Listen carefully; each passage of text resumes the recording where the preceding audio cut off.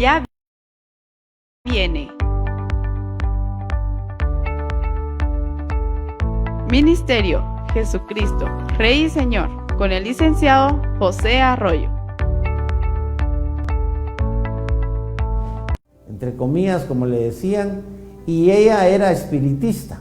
Y lo increíble es que ella le hacía creer a mi papá que los espíritus de algunos médicos, de algunos grandes médicos, lo podían visitar entre comillas, porque eran los espíritus de los médicos que lo iban a visitar para curarlo de determinados males. Él, entre otras cosas, padecía de gota biliar, parece que se llamaba, porque supuestamente le daba en su pie, se le inflamaba, ya no podía caminar, no le daban medicina, sino que él creía mucho en la medicina natural, y mi mamá le hacía diferentes curaciones con un aceite y con no sé qué hojas. La cosa es que el punto es que increíblemente mi papá creía en eso. Y ustedes saben que no solo en Guatemala, sino en toda Latinoamérica, por ejemplo, estuve platicando en la clase anterior acerca de una de las religiones de Cuba, porque seguramente hay más, de la santería. Yo realmente no conozco mucho esta religión, pero me imagino que tiene que ver con santos, entre comillas, que ustedes saben que son las imágenes que la Iglesia Católica o que algunas religiones no fuera de la Iglesia Católica han declarado que tienen alguna virtud o que tienen alguna capacidad de intercesión, entre comillas, ante Dios, ¿verdad? De hecho, en determinado momento, yo no sé cuándo, porque yo no estoy al tanto de estas religiones, ¿verdad? Imagínense ustedes que surge la Santa Muerte, entre comillas. ¿Cómo puede concebir el hombre que la muerte sea santa? La muerte, por supuesto, es un acontecimiento que nos ocurre a todos. Todos morimos, todos han muerto, las generaciones pasadas, la generación actual, vamos a morir, todos los que ya pasan de los 50 años, algunos no llegan ni a los 60, otros no llegan a los 70, otros llegan a los 90, pero tarde o temprano tenemos que morir. Pero el que la muerte pueda ser personificada es también un fenómeno antiquísimo, ¿verdad? Habría que hacer un estudio más profundo para saber qué tan antiguo es la personificación de la muerte. O sea, en qué momento alguien tuvo la visión o tuvo la ocurrencia o tuvo la revelación, entre comillas, de que la muerte era o es o está representada por un personaje que es una calavera, pero es una calavera que tiene vida, es un esqueleto, ¿verdad? Calavera es solo la cabeza del esqueleto, es todo un esqueleto que está cubierto con una túnica que tiene capucha, que generalmente es negra, pero el distintivo de este personaje, que es la muerte, es que tiene la guadaña. Y aunque ustedes no lo crean, porque les he confesado que en algunas ocasiones Dios me dio visiones, Dios me ha dado visiones acerca de Él. Por ejemplo, les confesaba o les contaba en la vez anterior la visión maravillosa en la que Cristo me visitó. Esa fue una visión porque la diferencia básicamente entre la visión y el sueño es que cuando ustedes tienen un sueño, aunque sea de Dios, ustedes están durmiendo, mientras que la visión ocurre de día, ocurre cuando ustedes están despiertos, están conscientes y ustedes la ven. Por eso se llama visión, porque ustedes la ven, pero nadie más lo puede ver. O sea, es algo que les es dado solo a ustedes. Yo había tenido, por ejemplo, la visión de Cristo. 2 veces vi a Cristo en visión, lo repito, en el cielo. Las dos veces Cristo estaba en el cielo, solo que en una de ellas Él pasaba de derecha a izquierda en el cielo, sobre una nube, y la segunda Él venía hacia mí en el cielo. En ambas visiones era de día, en ambas visiones no cabía duda que era Jesucristo, porque no era un ángel, porque uno cuando tiene una visión, Dios le hace ver qué características tiene lo que está viendo. Entonces yo sabía que no se trataba de un ángel, sabía que se trataba de Jesús. Pero lo impactante es que cuando tú ves a Cristo, si Dios te permite tener una visión de Cristo, te vas a dar cuenta que Cristo tiene tal pureza, la pureza de la personalidad de Cristo, la pureza de la persona de Cristo es tal que solo con verlo tú ya te sientes inmundo, en el sentido moral, ¿verdad? Me estoy refiriendo a un sentido moral, porque el hombre realmente, si te das cuenta, no es muy frecuente que el hombre se encuentre con Dios. Esto, si tú te das cuenta, no es un tema que sea recurrente ni en las redes sociales, ni en los periódicos, que ahora los periódicos ya son virtuales, ¿verdad? Porque ahora ya casi no hay periódicos. Tal vez en los Estados Unidos siguen comprando el New York Times, pero seguramente también en los Estados Unidos el New York Times ya es un periódico virtual, ¿verdad? Así como en Guatemala la Prensa Libre ya es un periódico virtual y otros periódicos, ¿verdad? Pero no es un tema muy recurrente. Incluso en las iglesias, tú no escuchas en la iglesia cada domingo o cada cierto tiempo, no escuchas de testimonios de gente que diga que tuvo un encuentro con Dios, que Dios se le manifestó en algún sueño o que Dios se le manifestó en alguna visión.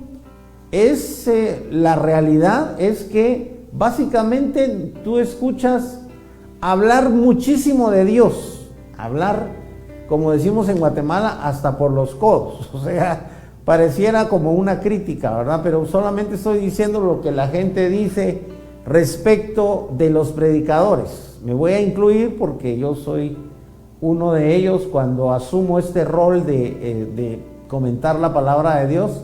Los predicadores hablamos hasta por los codos.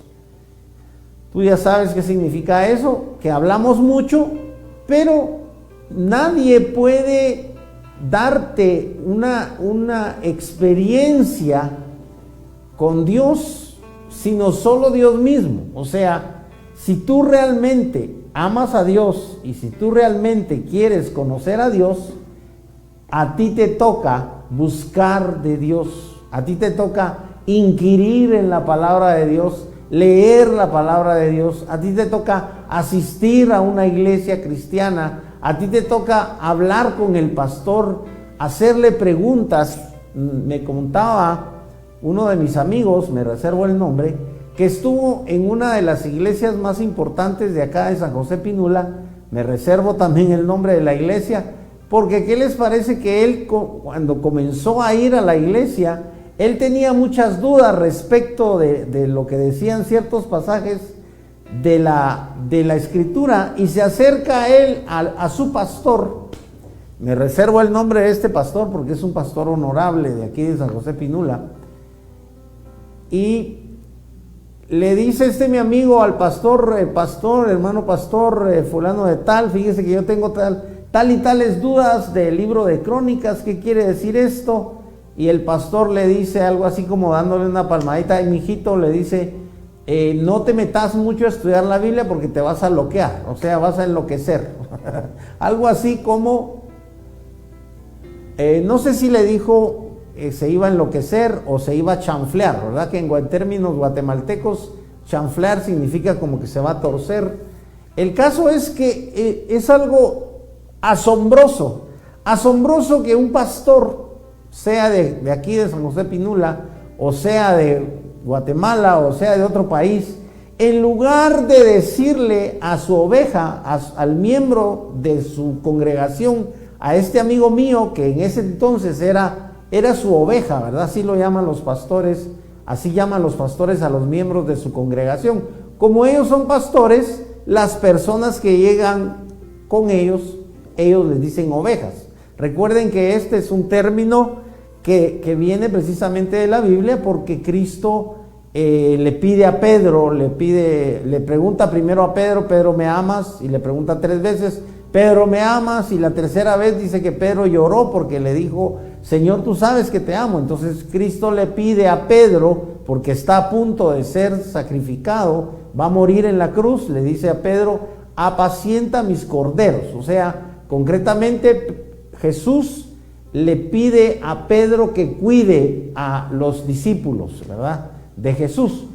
Entonces este pastor le da un consejo completamente antibíblico.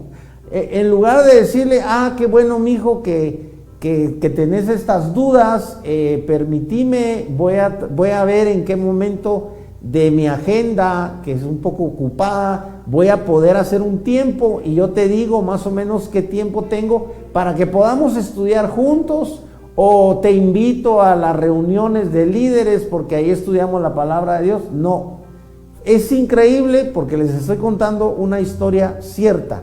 El pastor le dijo a mi amigo que no estudiara la Biblia, que no se metiera a estudiar tanto la Biblia, porque podía enloquecer o podía chanflearse, o sea, podía torcerse. Un consejo completamente antibíblico, digamos, un consejo de un anticristo. ¿Por qué? Porque Cristo dijo, escudriñad las Escrituras, porque a vosotros os parece que en ellas tenéis la vida eterna.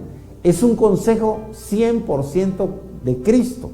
Y este pastor, que se supone que es un miembro del cuerpo de Cristo, que se supone que es uno de los líderes de la iglesia cristiana, al menos en San José Pinula, resulta que no quiso que mi amigo estudiara las Escrituras.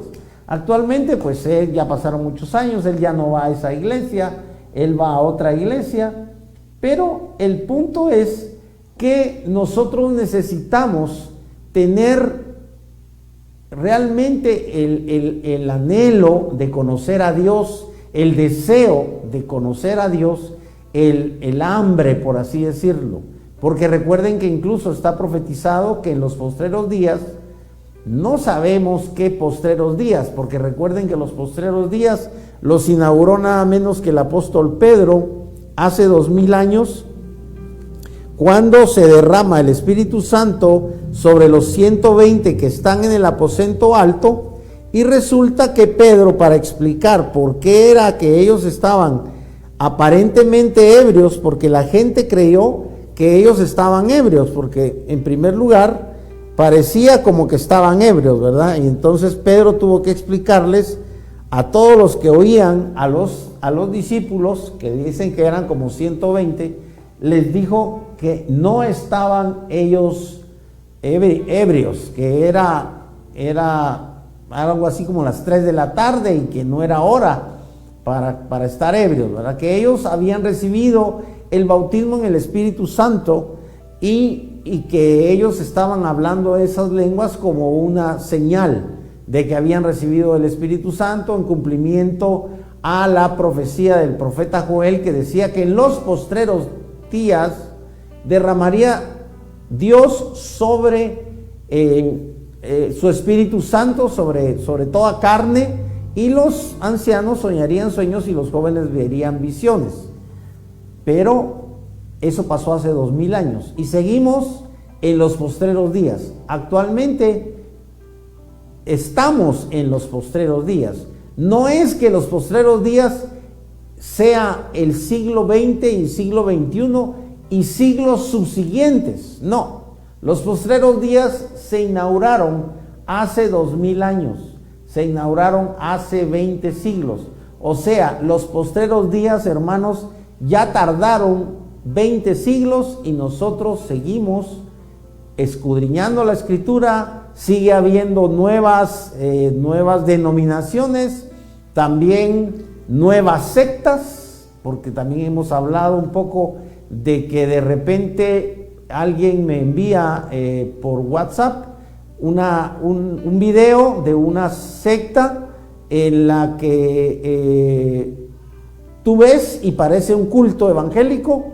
Hay alguien que está dirigiendo la alabanza y la adoración y es un hombre muy consagrado, y tú lo ves que es un cantante, que es un director de alabanza, lo ves en un templo y ves a la congregación también está adorando a Dios, entre comillas, y el cantante tiene un grupo de músicos atrás que lo está acompañando y él está muy entregado a la adoración, e incluso llega un momento en el que en el video tú ves que él se hinca, y tú ves en el video que la congregación, algunos de la congregación, sobre todo los que están más adelante, también se hincan y están adorando a Dios.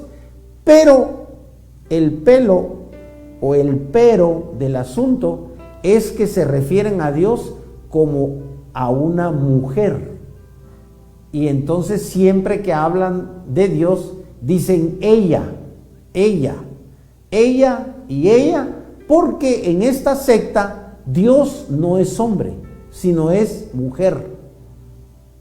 Entonces esto para mí en lo personal fue un shock, o sea, fue algo que algunos podrían pensar que lo que pasa es que el judaísmo es machista y el cristianismo también es machista, y Pablo también era machista porque dijo que, por ejemplo, Pablo, eso está escrito, Pablo no permitía ni siquiera que la mujer hablara, porque Pablo recuerden que Pablo había sido judío, era judío, pero había sido fariseo, y había sido fariseo de fariseos. Y Pablo es una de las columnas del cristianismo, por supuesto, el que más escribe, 13 o 14 epístolas, escribe Pablo, e incluso dice que hay otras epístolas que escribió Pablo, como una tercera carta a los Corintios, por ejemplo. Solo hay una primera y segunda carta a los Corintios en nuestra Biblia. Pero ¿qué les parece que dicen que Pablo escribió una tercera carta a los Corintios y que escribió otras cartas, pero que no aparecen, sino que están escondidas o guardadas o archivadas, como ustedes quieran verlo, en la biblioteca del Vaticano, y de ahí no salen y no van a salir nunca, porque el Vaticano las tiene allí guardadas y las ha catalogado como que no deben ser publicadas, y mientras el Vaticano no acepte que sean publicadas, nadie puede verlas, nadie puede leerlas, nadie puede publicarlas. Seguramente ellos sí, ¿verdad? Los cardenales y los papas, porque los papas se van sucediendo cuando mueren. Cuando muera el Papa Francisco, lógicamente lo va a suceder otro papa. El punto es que estamos ante la palabra de Dios, y estamos en una realidad que lógicamente es vista desde fuera y es vista desde dentro. ¿A qué me refiero con esto? La realidad del evangelio vista desde fuera es que nosotros los evangélicos nos reunimos a cantarle a Dios, pero al fin y al cabo a cantar. Eso de cantarle a Dios a los que están afuera no les produce nada. Simplemente nos oyen cantar como oír llover, ¿verdad? Estamos cantando y no pasa nada. Simplemente cantamos. Algunos tal vez son tocados y lloran, otros son más tocados y caen incluso al suelo, pero hay incluso evangélicos que critican, de ciertas denominaciones, que critican a las denominaciones pentecosteses, donde alguien puede caer al suelo, alguien puede quebrantarse y llorar, y todo eso algunos lo consideran que es emocional. Estoy hablando de lo que puede pensar alguien que está afuera. Ahora, nosotros, los que estamos dentro del evangelio, aquellos que hemos abierto la puerta a Cristo, que hemos pedido que Cristo entre en nuestro corazón, que nos hemos rendido a Cristo, que le hemos recibido. Recuérdate que eso sí es bíblico, dice, a los suyos vino, mas a los suyos no le recibieron, pero a todos los que le recibieron. Por eso es que es importante entender la Escritura, porque sí hay que recibir a Cristo. Increíblemente, hay evangélicos de algunas denominaciones que ahora ya no creen que haya que recibir a Cristo. Ahora ya no creen que haya que hacer una oración del pecador, ¿verdad? Que es reconociendo que uno es pecador, que se arrepiente y que quiere que Dios lo perdone. Hay algunos que incluso son líderes evangélicos de diferentes denominaciones que ya no creen ni siquiera en eso. Pero nosotros podemos ver el evangelio desde adentro. O sea, tú solo puedes estar afuera del evangelio o adentro. ¿Cómo haces para entrar? Pues Jesucristo es la puerta. Tú puedes entrar al evangelio. No solamente de permitir que el evangelio entre en tus oídos, no solamente permitir, o mejor dicho, creer que con una oración simple, como es la oración del pecador, donde tú reconoces que eres pecador, que necesitas el perdón de Dios, que recibes ese perdón que está personificado por Cristo, recibes a Cristo. Esto es el evangelio y aparentemente es algo sumamente fácil, pero requiere de una condición que no es tan fácil. La condición es que tengas fe.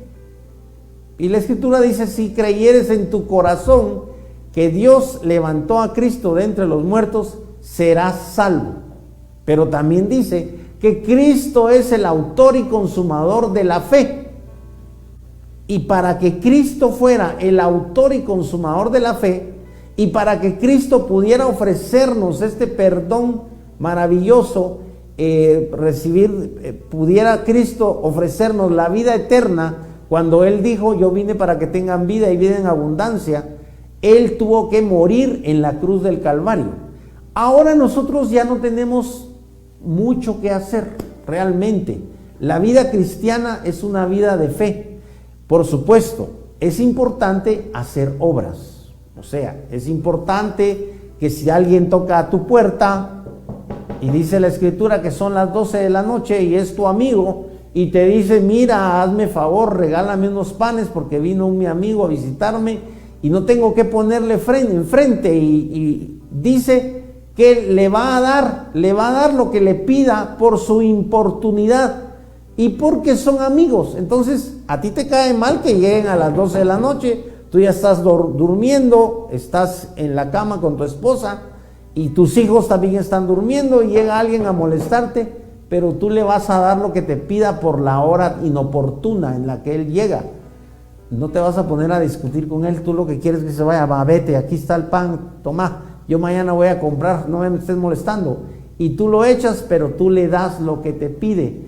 Es un ejemplo porque hay cosas que nosotros debemos pedir. Recuérdate tú que la Escritura dice, pedid y se os dará. Pero hay otros mandatos, no son sugerencias, son mandatos de Dios. Dice, buscad y hallaréis. Son imperativos. Tú sabes que así se llaman en la gramática las oraciones donde te dan una orden. Cierra la puerta, abre la puerta, mueve la silla. Y tú sabes que si tienes un jefe, no te está pidiendo por favor, mire, hágame favor de hacer esto, esto y esto y esto. Y después me hace favor de hacer esto, esto y esto. Y después en la tarde me hace favor de hacer tal y tal y tal y tal cosa. Muy bien, mi jefe. Muy bien, patrón, dicen los campesinos, ¿verdad? Tú le tienes que decir amén a todo lo que te pida el jefe, ¿verdad? Porque estás trabajando. Y si quieres el trabajo, tienes que obedecer. Y él no te pide por favor, él solo te pide, haz esto, haz lo otro.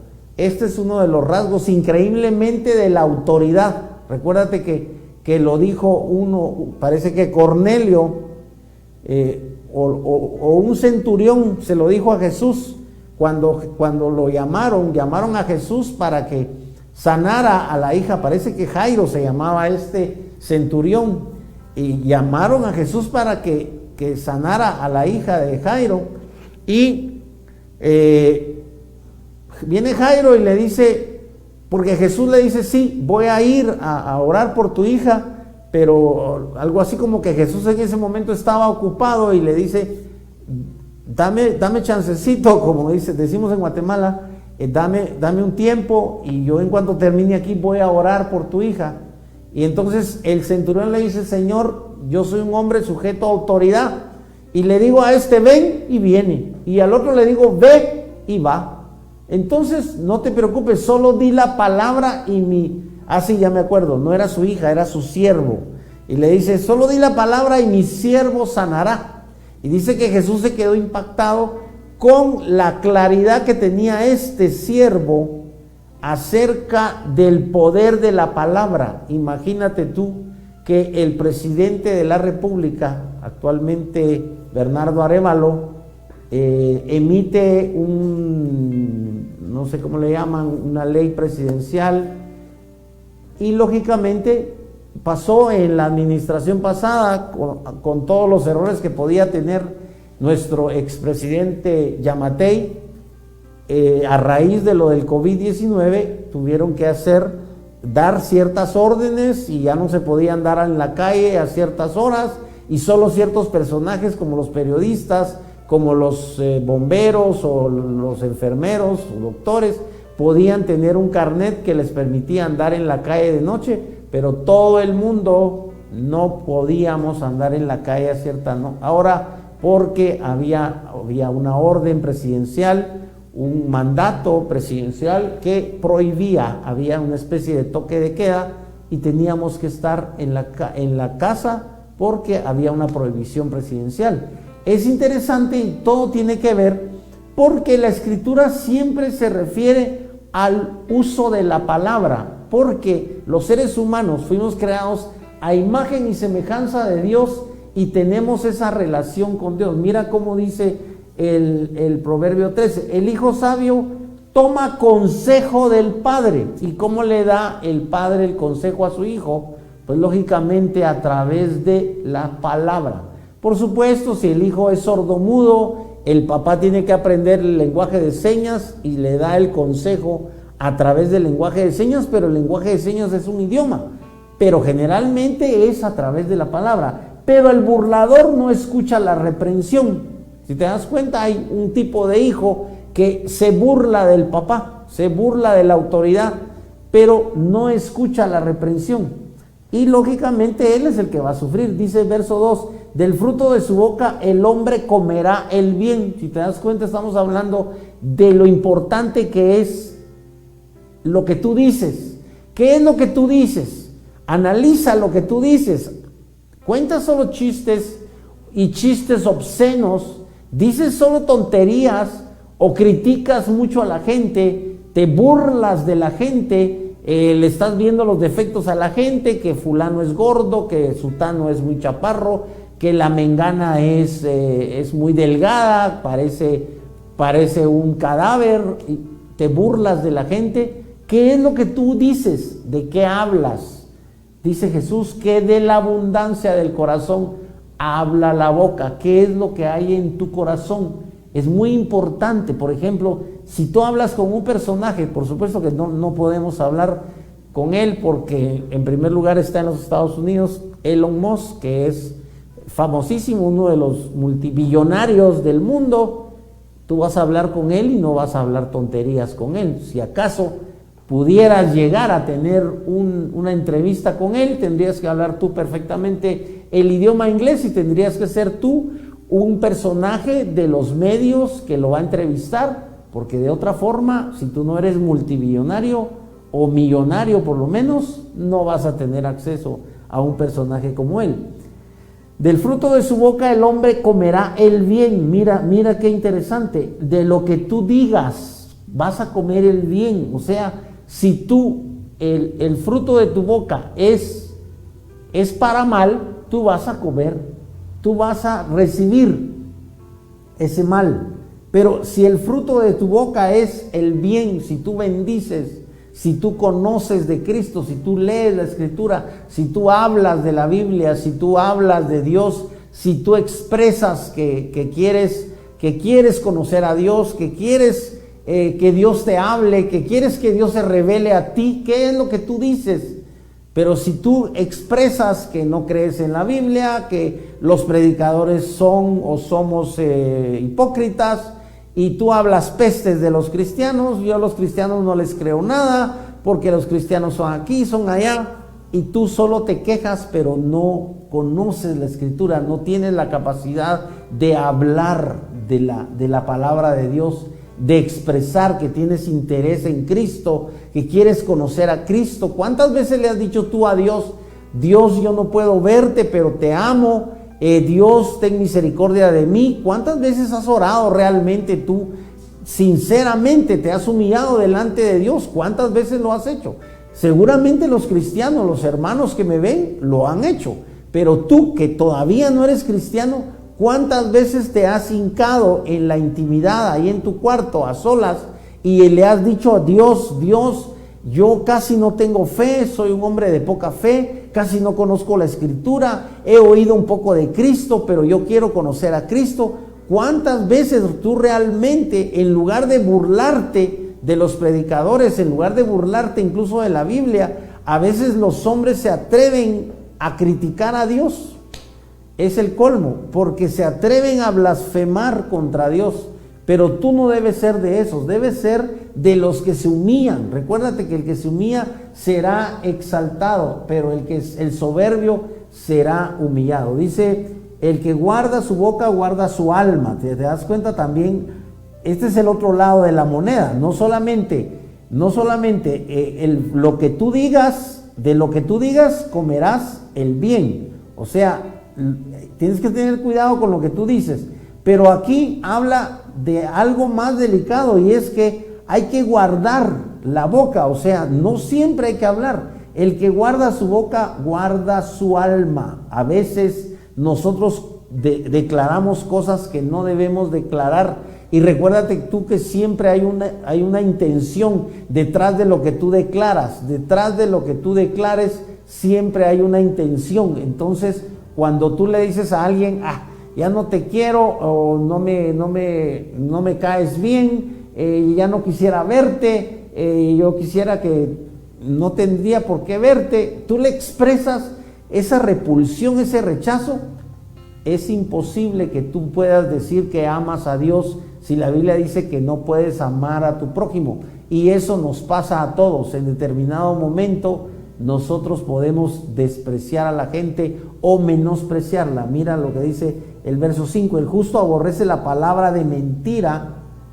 Mira lo que hace el justo.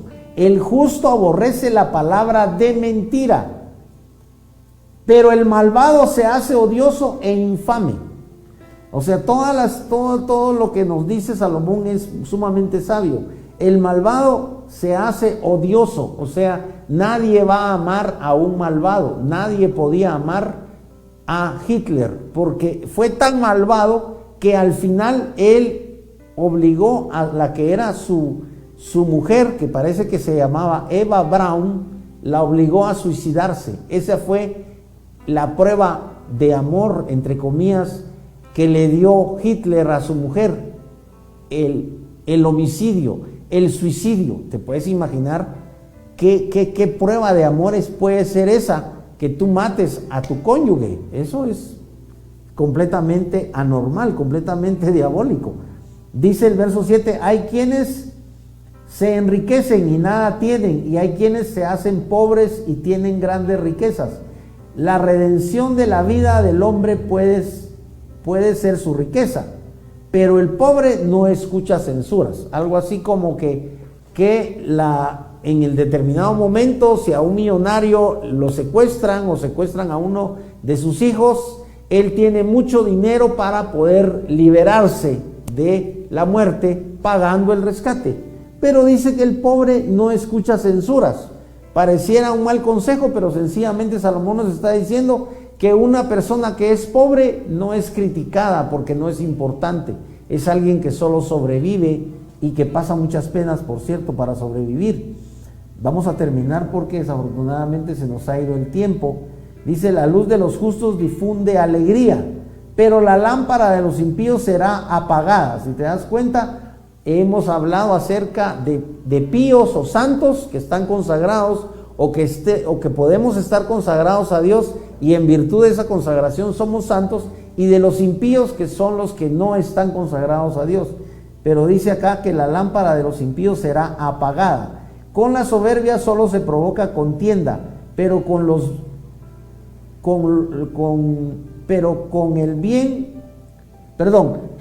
bien aconsejados está la sabiduría. Si te das cuenta, para ser sabio, tú tienes que ser bien aconsejado. Desafortunadamente se nos ha ido el tiempo.